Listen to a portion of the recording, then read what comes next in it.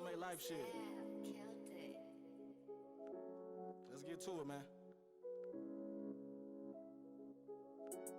I'm on a mission, nigga, I'm on a mission. I put the work in, nigga, ain't no wishing. I feel like Santa, how I'm fucking gifted. Ain't with the, but I'm fucking lifting. I'm talented, nigga, I'm gifted. Look at you, that's the fucking difference. Look at me, you see God working. She in the back, and you know she twerking. She shaking ass, and that's for certain. She bring the money back to daddy, though.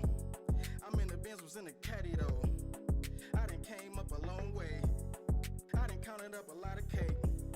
Little nigga, you would die today. To Miami, I might fly today. To LA. Selfmadelyfetv, welcome back to the channel. And we're going to get into it. You see the title. I'm betting Lomachenko. Right now it's around plus 500. Hopefully it goes a little higher, but I'm betting Lomachenko for the knockout, man. I've been thinking about it all week, and I ain't buying the hype, man. And I'm going to tell y'all why. This giving me them Charlo Lubin vibes, man. I remember that fight.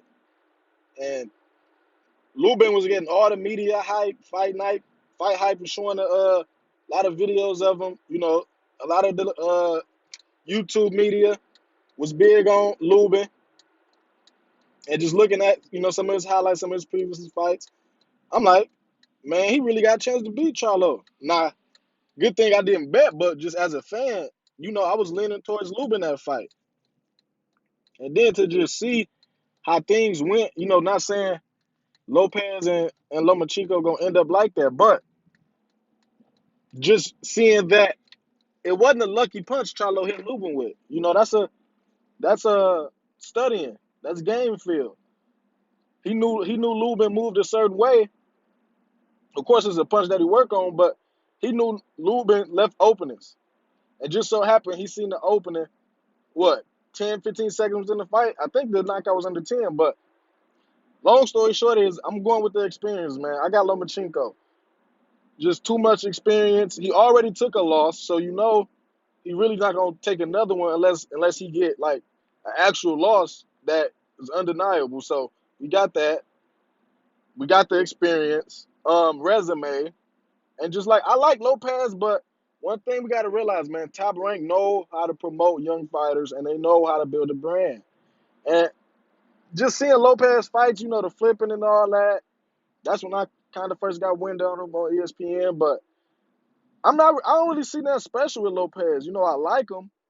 And maybe he got power, but until he really, beat somebody that, far as I think that's respectable, I can't sit here and say he's just this big knockout king and that he's gonna go in there and knock out Loma. Even though Loma has been touched up, you know, I'm not denying and saying this is gonna be one-sided. Lopez will get some good work. I just think at the end of the day, I see Lopez with a knockout, maybe somewhere between the fourth and the eighth, or the third and the eighth. Either like that, the late early rounds or the middle rounds. I can definitely see Loma just finding his time and his groove on Tio, and Tio just seeing something he never seen before. And it probably won't be like a power shot knockout, but I'm looking for either TKO or a ref stoppage. Maybe we see the dad throw the towel in, something like that. I just see Loma overwhelming him, not with power but with skill. Remember, similar to Floyd, remember how Floyd did Gotti, to where Floyd power shots not gonna knock you down, but the accumulation of just accurate punching. And I think we can see some very accurate punching from Lomachenko in this fight tomorrow. So I ain't gonna keep y'all too long, man. Selfmadelyfetv, we going with Loma for the knockout. Hey, this not no advice. Place your bets any way you like, but that's what I'm leaning towards, man. Once again, you want some merch, link in the description.